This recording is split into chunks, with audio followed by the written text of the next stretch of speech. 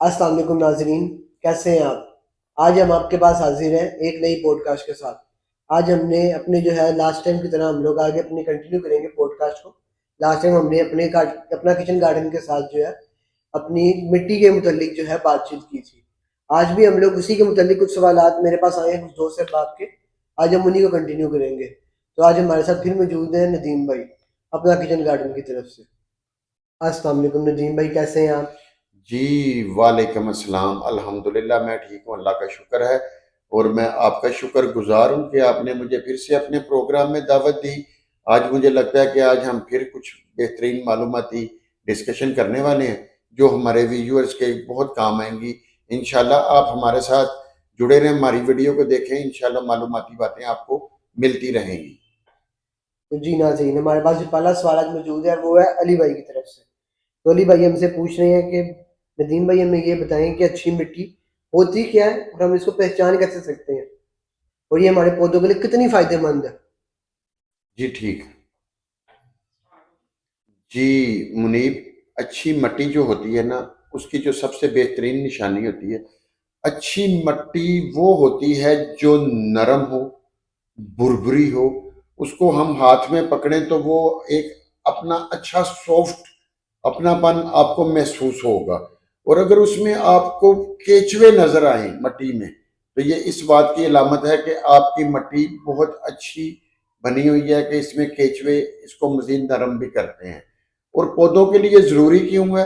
اگر مٹی اچھی نہیں ہوگی تو پودے کس طرح اچھے ہو سکتے ہیں؟ پودے اچھے نہیں ہو سکتے۔ یہ اسی طرح ہی ہے جس طرح آپ کے اور میرے والدین نے ہماری پرورش اچھی کرنے کے لیے ہمیں کچھ تربیت دی ہے۔ اگر ہمیں اچھی تربیت نہ ملتی تو ہم اچھے انسان نہیں بن سکتے تھے۔ اسی طرح اگر مٹی اچھی نہیں ہوگی تو پودے بھی اچھے گرو نہیں کریں گے۔ تو جی ندیم بھائی، ہمارا اگلا سوال ہے حمزہ بھائی کی طرف سے۔ حمزہ بھائی نے ہم سے سوال کیا کہ جیسے گھر میں ہم لوگ پودے اگا رہے ہیں تو ان کی جو مٹی ہے ہم ان کو کس طرح سے زرخیز بنا سکتے ہیں؟ اس کے لیے کیا ضروری چیزیں ہیں ہمارے لیے جو ہم استعمال کریں تو وہ مٹی ہماری زرخیز ہو جائے، جس سے ہمیں پودوں کو فائدہ بھی ہو؟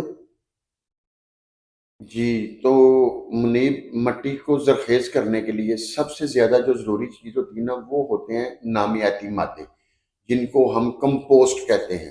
مثال کے طور پر ہمارے پاس ورمی کمپوسٹ ہوتی ہے، پتوں کی کھاد ہوتی ہے، اور اسی طرح ہم اپنی کچن ویسٹ سے بھی کچھ کھادیں بنا لیتے ہیں، وہ بھی مٹی کو زرخیز کرنے میں اور نرم کرنے میں مددگار ثابت ہوتی ہیں۔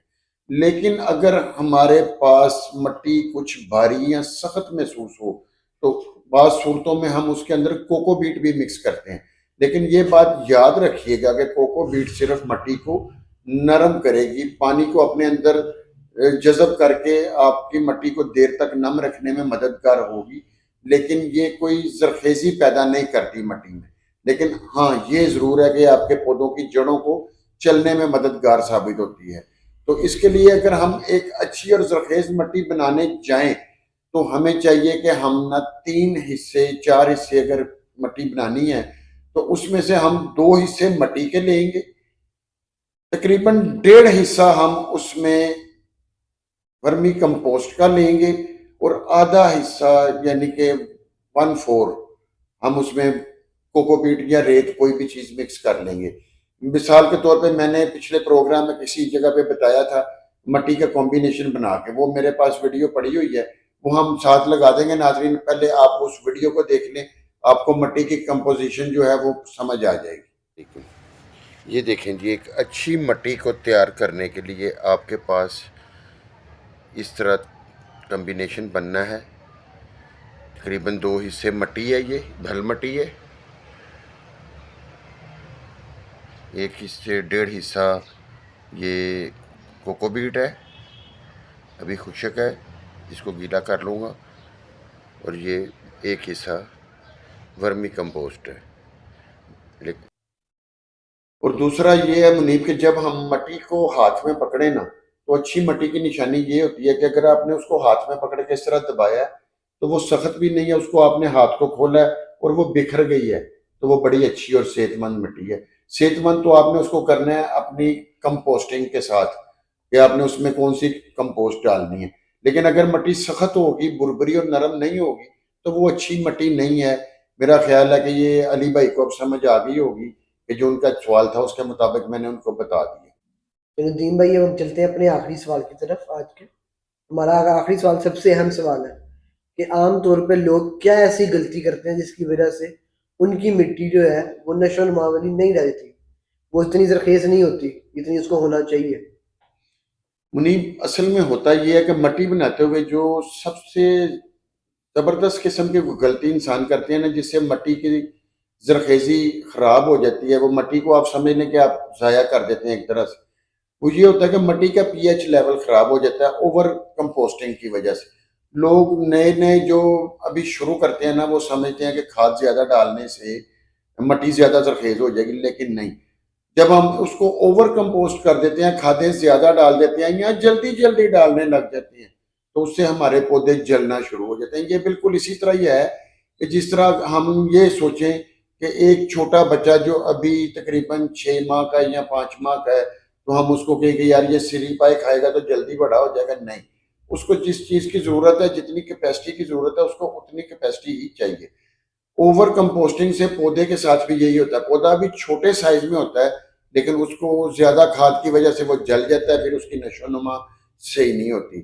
تو مٹی کے اندر جو کھادیں ہیں، اس کو بڑے مناسب طریقے سے استعمال کرنا چاہیے، اوور کمپوسٹ نہیں کرنا چاہیے ان کو۔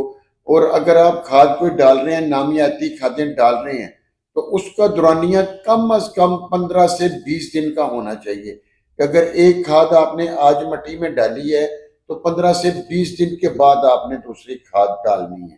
تو اس سے آپ کی مٹی اچھی رہے گی، صحت مند رہے گی، اور بہترین طریقے سے آپ کی پودے کی نشو و نما میں اپنا کردار ادا کرتی رہے گی۔ تو ناظرین، مجھے امید ہے کہ آج کی پوڈ کاسٹ سے جو آپ کو بہت زیادہ فائدہ ہوا ہوگا، اور میں چاہوں گا کہ اس طرح کی سیٹنگز ہماری چلتی رہے، تو اس کے لیے آپ ہمیں سب سے پہلے لائک، شیئر اور سبسکرائب لازمی کریں۔ اور میں چاہوں گا کہ آج کے الوداعی کلمات جو ہے وہ ہمارے ندیم بھائی میں دیں۔